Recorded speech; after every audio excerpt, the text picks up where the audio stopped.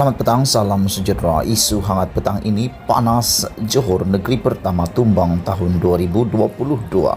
Berita sepenuhnya.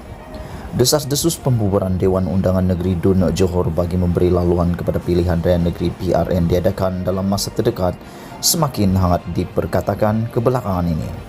Kabar mengenai pembubaran DUN dan PRN Johor itu bertambah kuat sejak seminggu dua ini apabila parti politik termasuk Pakatan Harapan PH Johor mengakui ada membincangkan perkara itu dalam mesyuarat mereka baru-baru ini.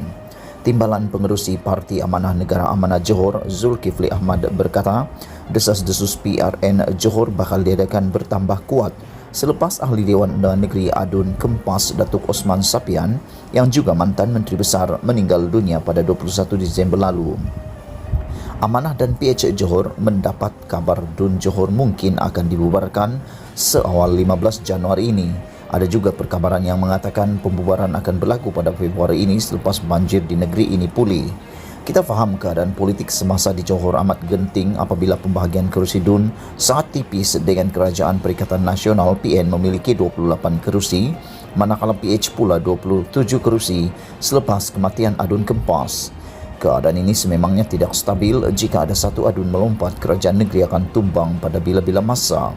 Bagaimanapun PH Johor berpandangan, PRN tidak sesuai diadakan sekarang berikutan keadaan COVID-19 dan ekonomi rakyat yang masih belum pulih sepenuhnya, ditambah dengan bencana banjir, katanya kepada Berita Harian.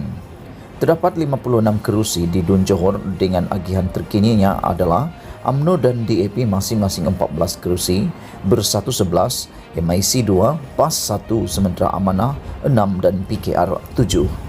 Kerajaan Johor memiliki majoriti tipis dengan 28 kerusi berbanding 27 kerusi di blok pembangkang berikutan kematian Adun Kempas.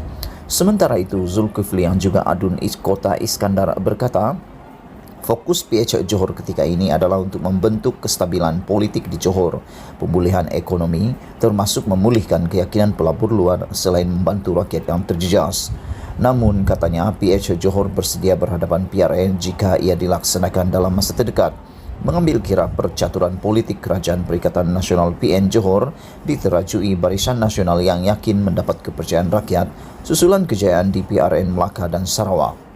Dalam pada itu, Ketua Pemuda UMNO Pontian Muhammad Helmi Buang berkata, walaupun tiada arahan rasmi mengenai perkara itu, beberapa pemimpin tertinggi UMNO negeri sudah memberikan petunjuk yang pembubaran DUN serta PRN Johor semakin hampir.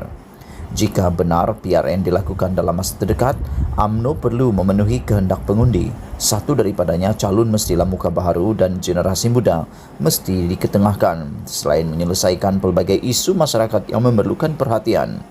Jangan lagi kemukakan calon lama, terutama mereka yang tewas dalam pilihan raya umum PRU lalu atau yang sudah 3 atau 4 penggal menjadi wakil rakyat, katanya.